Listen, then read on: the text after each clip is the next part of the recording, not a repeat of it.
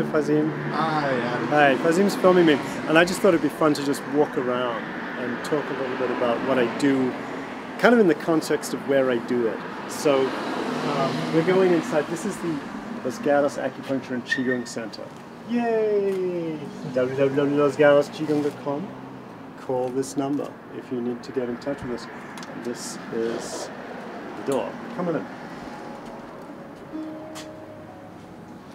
So in the Los Gatos, what's it called? Qigong and Acupuncture Center, we have 5 treatment rooms, and those 5 treatment rooms are arranged according to the feng shui of the 5 elements in the Chinese energetic system. So here, for example, follow me this way. This little room, guess what element this is? It's tree. Ah, that's my phone. I'm bad. Let me turn it off. Okay, this is the room reflecting the green energy. When people talk about the 5 elements in Chinese medicine, they often say metal, water, wood, fire, earth, and they use the word wood for this energy. The character, the actual character that is used in the original traditions of Chinese medicine is, of course, not wood like this stuff, this wood. It's tree. It's the character for tree. So I like to remind people of that, and I'm trying not to use the word wood. So this is our forest, tree, green living plant reflecting treatment room. We've got 5 treatment rooms, and each room is sort of designed to reflect a different healing energy. Generally I have a little altar arranged, a kind of impromptu crystal stone altar to reflect some of the energetics of the 5 elements. I typically design my altars with 12 components. The reason I do that is that acupuncture is really a 12-fold system of working with energies in the body. And at the time that the acupuncture channel system was being, you could say downloaded, was being received by humanity. This was about 2,300, 2,400, 2,500 years ago. You see this influence of the power of 12 coming in many, many different cultures. And the interesting thing about 12 and working with 12-fold systematics is that 12 in mathematics is the richest number. That means it's the number most divisible by other numbers. So it's divisible by 1, by 2, by 3, by 4, by 6. And if you go up to 24, it's also divisible by 8. So when we work with acupuncture, we work with 12 acupuncture channels on each side of the body, making a total of 24. So this mathematically rich construction enables us, using the acupuncture channel system, to have the widest array of possibilities for how to rebalance an imbalance. It's all a bit esoteric, and I'm going to keep walking. So the idea in Chinese medicine is that you've got a physical body, and then you've got this energy body, a chi body. And I've spent the better part of my life, since I was 18 years old, and I'm now 54, studying chi mechanics, chi energetics, through the practice of Qigong, Tai Chi, Bagua, and just by practicing acupuncture. So where was I going with this? Now I'm walking over here. Where I'm going with this is this. So you've got a physical body, then you've got a chi body. Any imbalance that manifests in your physical body first manifests in the template energetic field that we're calling your chi body. Now, as soon as I start talking about chi, I start losing all my Western scientific friends. But no, Western scientific friends, come back. Don't be afraid. There are many, many ways that... I'm going to walk this way for a sec. There are many, many ways, let me tell you again, that Western science is now measuring energy fields in and around the physical body and extending out of the physical body. Think about this. You can measure energy fields around the body electrically. You can measure electrical fields around living systems. You can measure magnetic fields using modern squid technology. You can measure electromagnetic fields. You can measure heat radiation of the body. You can measure light photonic radiation of the body. And there's actually components of the cells of your body that are emitting photons and even communicating with each other via photons. You can measure microwave emissions. It's one of the ways they measure the power of Qi healers in China now, is to measure the microwave emissions. You can measure ultrasound and very low frequency sound waves coming off people. You can do all these systems of measurement.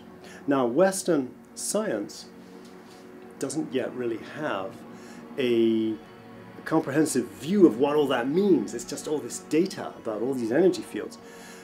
Follow me on a journey of 2,500 years duration to the people that actually studied this information to a very, very, very, very, I'm going to say deep level or high level, one of those. They went very far in the study of Qi, and these people were the ancient sages of China, the martial artists, the meditators, and the healers of ancient China.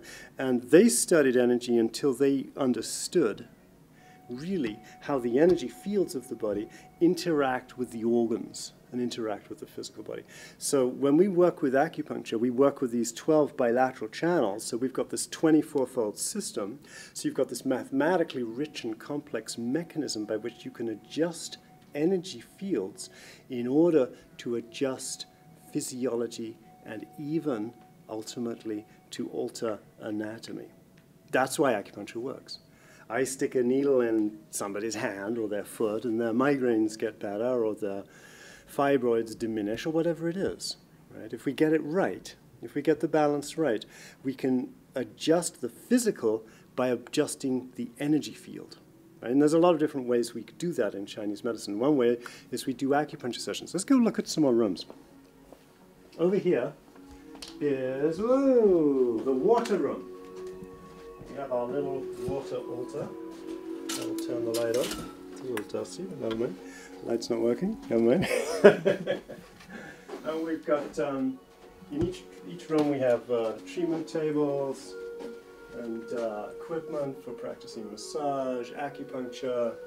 I also have Ayurvedic practitioners working here at the center because, you see, it wasn't just the Chinese that came up with this deep understanding of the energy layers or sheaths of energy of the human body and the relevance of that to human health and to human development and to spiritual process. Also in India, similar discoveries were being made, and that wisdom and that understanding has been building for thousands of years. Now, in Chinese world, it ended up with Chinese medicine and acupuncture. In India, we've got Ayurvedic medicine and the practice of yoga. Both of these ancient paths are, you know, incredibly valid. There's a tremendous amount of overlap between them too. So I'm not an Ayurvedic practitioner, but I've got a lot of respect for it, a lot of love for it. So I also have, I think we've got 4 Ayurvedic practitioners working here at the moment. We've got 4 or 5 acupuncturists working here too. Let's go into another room. I'm zipping this way. Attempting to turn some lights on. Wow. All the lights are not working. I'll turn the big light on. This is a fire room, technically. And as I mentioned, each of the rooms is designed to reflect a certain energy. Let me turn this light on here because I like to get the lights lit. There we go. Just for the altar frequency. Okay. Come with me. Come with me. We can't go into the earth room because there's somebody being healed in the earth room right now. That's that room over there. But we can go this way. So here's our room that reflects the energies of metal, the energies of air. And somebody failed to put this blanket in order. Metal, of course, does like to reflect order. So this is where we have that energy reflected in our practice. Okay, moving on. So we're going to head out of these rooms and go into this main room. So this is where we teach a lot of the Qi arts, the energy arts.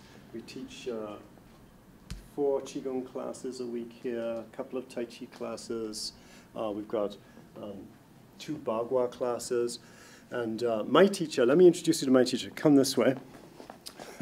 Thank you. I'm enjoying this.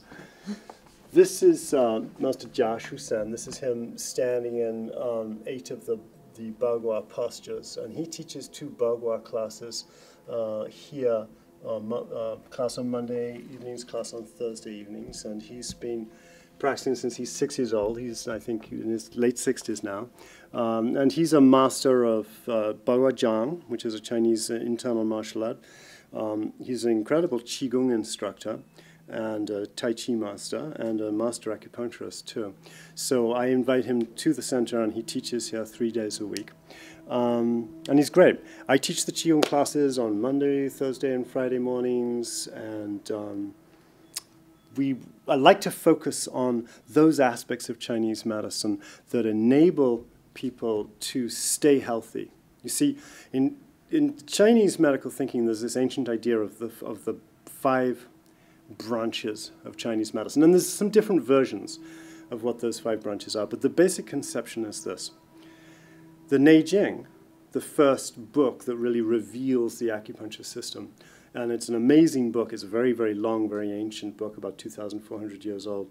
The Neijing says that to start to treat a human being for illness when they're already ill, when they already have symptoms, is like beginning to dig a well when you're already thirsty, right? You could run into trouble unless you get some help. So, honestly, although I'm an acupuncturist, I've been doing acupuncture for 24 years, and I'm kind of obsessed with it. I love the art of acupuncture. I've taught in 4 different acupuncture schools. I read the Neijing in Chinese. I'm into this subject. Actually, acupuncture is the lowest level of Chinese medicine. Because acupuncture, already it's like starting to dig that well when you're already thirsty. Or maybe you get some friends to help you if you're already thirsty, and that's what I do as an acupuncturist. I start helping you to dig your way out from ill health and imbalance. And I treat everything. I treat all range of disorders, musculoskeletal, shoulder problems, elbow problems, lots of back pain, but I also really enjoy treating headaches, internal organ disorders, the whole thing. And at the same time, I set up the center because I know that that's like digging a well when you're already thirsty. And what you really want to do is pay attention to the other levels, right? So the idea of the branches of Chinese medicine is that the first branch is how you think and how you feel and your relationship to your soul and to your ancestors, and to your movement towards the unfolding of your destiny and your purpose in life. So to that end, here at the LGAQ Center, we have quite a lot of activity focused that way. Firstly, in my practice, I have that as one of my focuses, because what I've understood over the years about health and disease is that purpose and meaning are intrinsic to health and illness. And if we can sort of start to untangle that, oftentimes an illness that was intransigent, which was really like stuck for somebody, starts to shift, starts to move. We also have, very specific work that moves in that direction. We have Brazilian shamanic and spiritual practices happening here every month from the Brazilian traditions. We have Sufi practitioners coming in and doing Sufi zikr and Sufi dancing. We have professional psychotherapy available. We have life coaching available, because that's the first level, is let's examine beingness, the interior realm of the emotional and the mental components of somebody and the spiritual components. You get that right, and oftentimes health will follow, like a happy puppy chasing after a child in a game. Health's going to come running after you when you find that inner joy, that inner light, right? So let's walk, and I'll get to the next branch of Chinese medicine.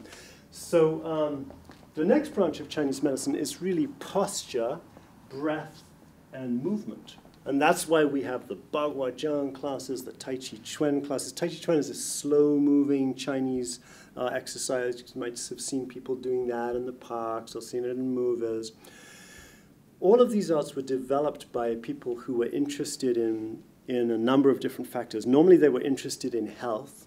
They were interested in vitality and well-being. They were also often interested in self-defense because, you know, life can throw you a curveball or a sucker punch sometimes, and it's nice to have some sort of self-defensive capability. Breath, movement, and posture is one of the great ways to keep somebody healthy. We were also introducing yoga classes. We've got a couple of talented yogas and yoginis on staff, so we're starting to bring yoga classes into the center.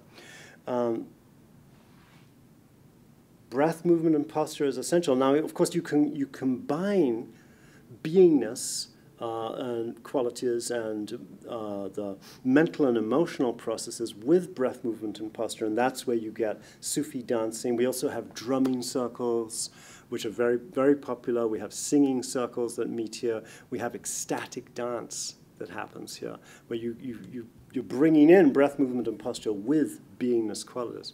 And oh, I forgot to mention, we have meditation meetups. We've got a very, very popular meditation meetup. Meets here on Wednesday evenings, and people love it. This is very popular. So we've got meditation meetups happening, and that's important, you know, for that whole beingness part. So, okay, let's do a digression. Here's a table of crystals. Why do I have crystals? Because I'm a New Age woo-woo? Well, maybe. Partly. I like crystals. I think they're beautiful. And crystals can be used in healing. They have the capacity to channel certain healing energies. And I honestly, in my own healing practice, I tend not to use crystals that much. But I like to have them available on display because crystals are like... crystals capture energy. Just the same way that plants capture energy. And if you look around this room, you'll see we've got lots of beautiful plants in the room. And I like to have crystals. And I also have a lot of these Tibetan salt lamps because the salt itself is used in many, many traditions. Salt is used as an exorcistic quality. It can clear and clean psychic energies out of a space.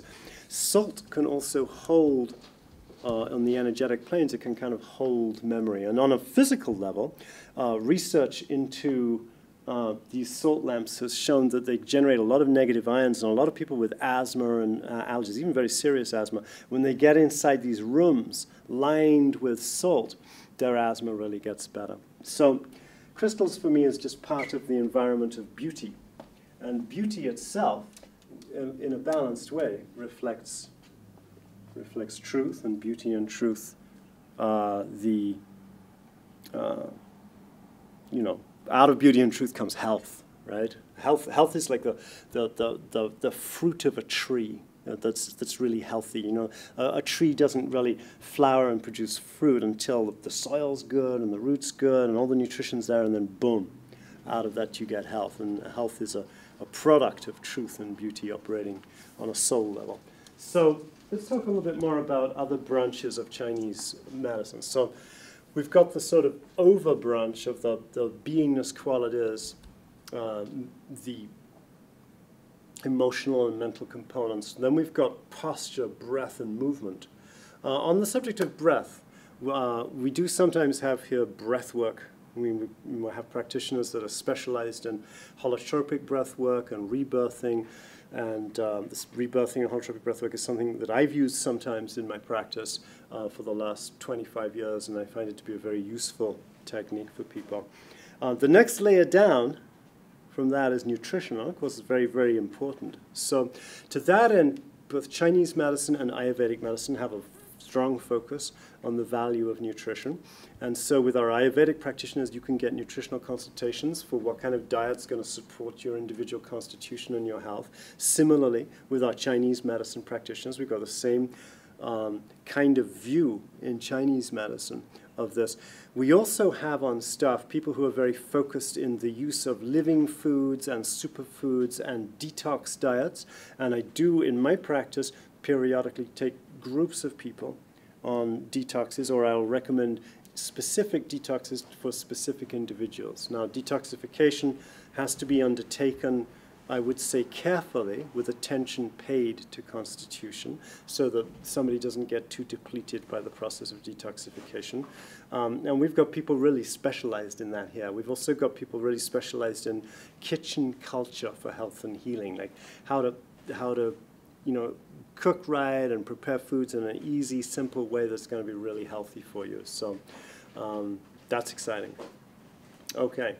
The next stage down, we're going down through the branches of Chinese medicine. There's beingness, thinking, feeling, there's breath, posture, and movement, there's diet and nutrition, and now we're coming down to more of the kind of touching therapies, and to that end we have massage therapists working here.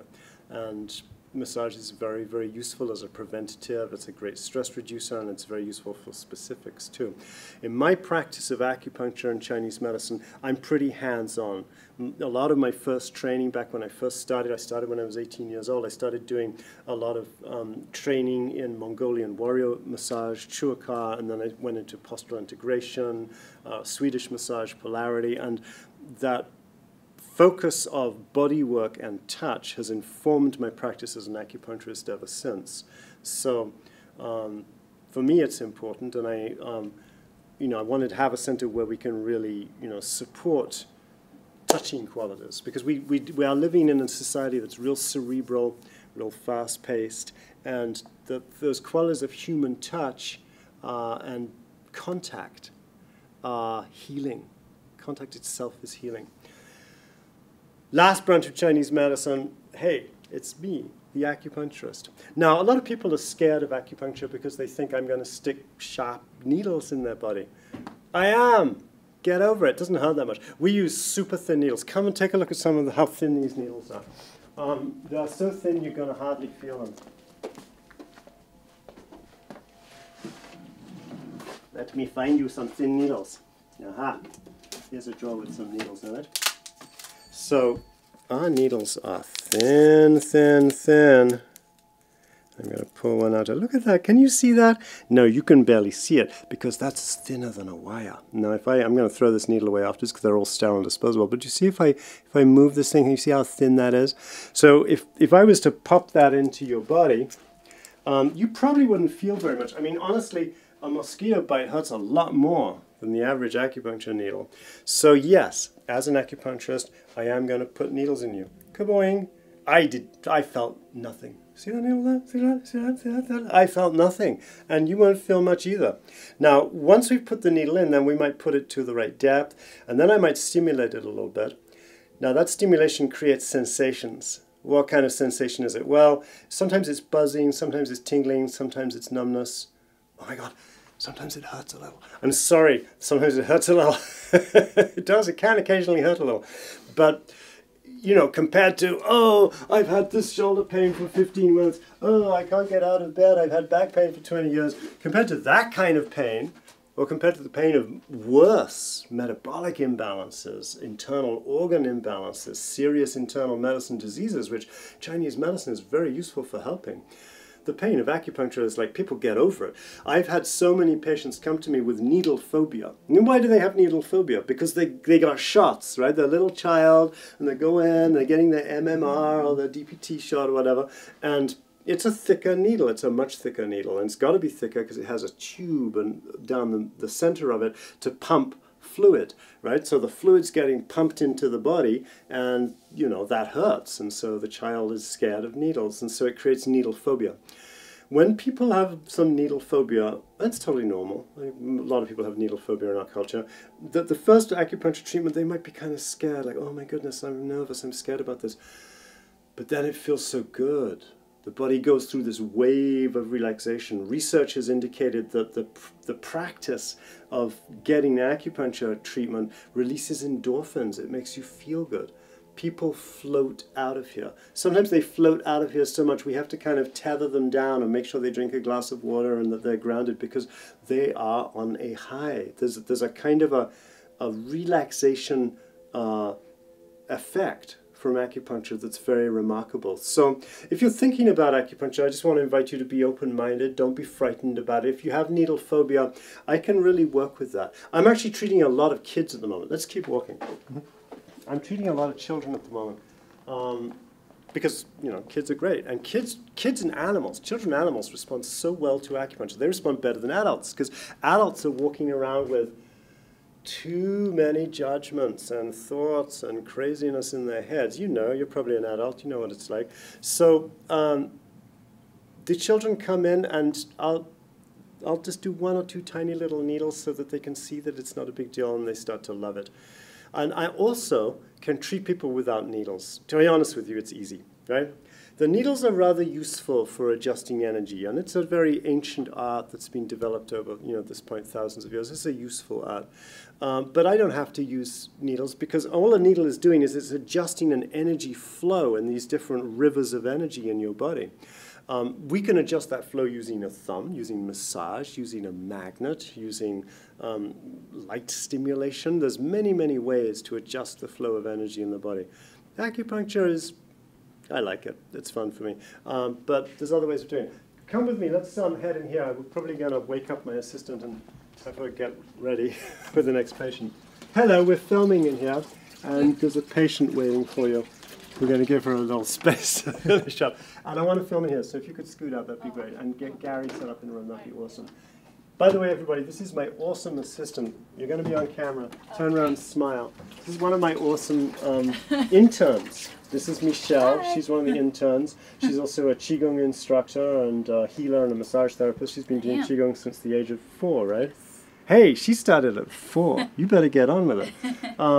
And I have a bunch of interns. How many? I've got 2 like official state board interns, because the state board only allows me 2. But I've got other students too.